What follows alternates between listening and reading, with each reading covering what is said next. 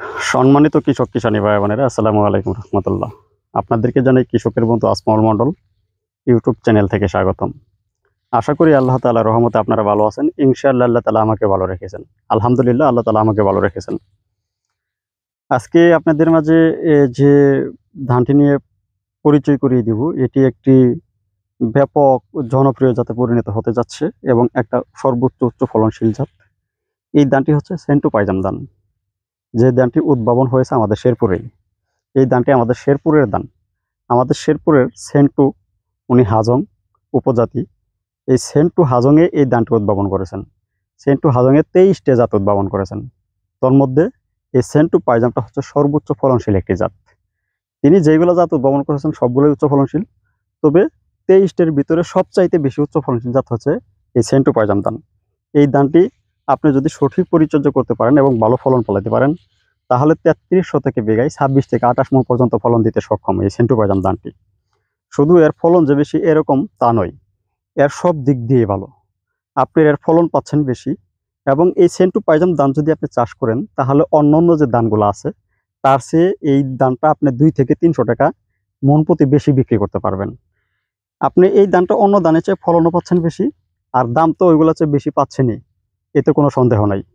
এই সেন্টু পাইজাম ধানটা, একটা ধান ভালো ফলন ফলার জন্য যতগুলা ভালো বৈশিষ্ট্য থাকার প্রয়োজন, এই সেন্টু পাইজাম ধানের ভিতরে সমস্ত বৈশিষ্ট্য বিদ্যমান রয়েছে। যেমন, এই ধানটি ব্যাপক পাশ কাটিয়ে আসে। আপনি যদি 1 থেকে 2টা করে চারা দিয়ে রোপণ করেন, তাতে প্রত্যেকটা গুছিতে 25 থেকে 30টা পাশ কাটিয়ে এসে যাবে। তবে এই ধানটি রোপণ করতে হবে, আপনার সারি থেকে সারি দূরত্ব দিতে হবে 8 ইঞ্চি, সারির ভিতরে 6 ইঞ্চি, প্রত্যেক গুছিতে 1 থেকে 2টি করে চারা দিয়ে রোপণ করলেই যথেষ্ট। শুধু তাই না, এই ধানটি কিন্তু আপনার মাঝারি উঁচা, যার কারণে বাতাসেও শুয়ে পড়ে না বা হেলে পড়ে না। এবং এই সেন্টু পাইজাম ধানের ভিতরে আপনি অন্যান্য ধান দেখবেন যে শীষের গোড়ার দিকে 20% চিটা থাকে, কিন্তু এই সেন্টু পাইজাম ধানে কোনো প্রকার চিটে নাই। একদম গোড়া থেকে আগা অবধি পর্যন্ত পুষ্ট দানা। আপনার এই ধান কেন ফলন বেশি হবে না? ফলন বেশি তো হবেই এই কারণেই, কারণ ধানে কোনো চিটে নাই, চিটাবিহীন ধান, সুপাই বেশি, পাশ কাটি বেশি আসে, কোনো প্রকার রোগ নাই, বিএলবি নাই, ব্লাস্ট নাই, রোগ প্রতিরোধ ক্ষমতা খুবই ভালো। যেহেতু চিটাবিহীন ধান এবং সুপাই বেশি, তাতে খেতে আটিও বেশি পড়ে, যার কারণে এই ধানটা ফলন বেশি আসে। আর এই ধানের ভাত আপনি, এই ধানের চাউলের ভাত আপনি সকালে রান্না করে একদম রাত পর্যন্ত খেতে পারবেন। ধানটাও দেখতে খুব সুন্দর, একবারে গোল্ডেন কালার, দেখলেও খুব ভালো লাগে। এবং খেতে যে সুন্দর ধান হয়েছে, আয়সা যদি খেতে ধান দেখি তাও ভালো লাগে। খুব চমৎকার সুন্দর ধান হয়েছে, খেতে আসলে শুধু মনটা ভরে যায় এবং প্রাণটা ভরে যায়, কারণ ধান আর ধান শুধু। এই সেন্টু পাইজাম ধান চাষ করলে আপনাদেরকে সার ব্যবস্থাপনাটা করতে হবে আপনার জমিতে। অন্যান্য জাত করলে যেরকম সার ব্যবস্থাপনা করেন, সেরকম সার ব্যবস্থাপনা করলেই হয়ে যাবে। এই সেন্টু পাইজাম ধানের জীবনকাল হচ্ছে 130 থেকে 35 দিন মধ্যমায়ম।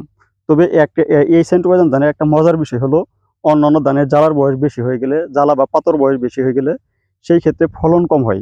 কিন্তু এই সেন্টু পাইজাম ধানের জ্বালার বয়স বেশি, জ্বালা বা পাতর বয়স বেশি হলে ফলনে কোনো সমস্যা হয় না। এবং এই সেন্টু পাইজাম ধানটা আপনারা দুগুছি বা বলনও করতে পারবেন এই সেন্টু পাইজাম ধানের। অর্থাৎ এই ধানের সব দিক দিয়েই ভালো, এর যে ভালো এর সব দিকেই ভালো। তাই এই সেন্টু পাইজাম ধানের বীজ আমার কাছে পাবেন, আমি বীজ রাখবো। যারা এই সেন্টু পাইজাম ধানের বীজ সংগ্রহ করতে চান, ইতিমধ্যে সারা বাংলাদেশে আমার কাছ থেকে সেন্টু পাইজাম ধানের বীজ নিয়ে অনেক জায়গায় ভালো ফলন ফলিয়েছেন। আপনারা খুশি, শুধু খুশি না মহা খুশি। আপনাদের খুশি, আমিও খুশি, কারণ আমার একটাই চাওয়া পাওয়া, সেটা হলো আমার কাছ থেকে বীজ নিয়ে আপনারা যাতে ভালো ফলন ফলাইতে পারেন, সেটাই আমার চাওয়া পাওয়া, আর কোনো চাওয়া পাওয়া নাই। তাই এই সেন্টু পাইজাম ধানের বীজ যারা সংগ্রহ করতে চান, তারা আমার ফোন নাম্বারে যোগাযোগ করে সংগ্রহ করতে পারবেন। আমার ফোন নাম্বার হচ্ছে 01676 411583, অথবা 01879098399। এইসব নাম্বারে যোগাযোগ করে আমার কাছ থেকে সারা বাংলাদেশের যে কোনো প্রান্ত থেকে এই সেন্টু পাইজাম ধানের বীজ সংগ্রহ করতে পারবেন, অথবা আমার ঠিকানা বাড়িতে এসব নিয়ে গেলে নিয়ে যেতে পারবেন। তাই আপনাদের সুস্বাস্থ্য কামনা করে এবং দীর্ঘায়ু কামনা করে এখানেই শেষ করছি। আসসালামু আলাইকুম রহমতুল্লাহি ওয়া বারাকাতুহু।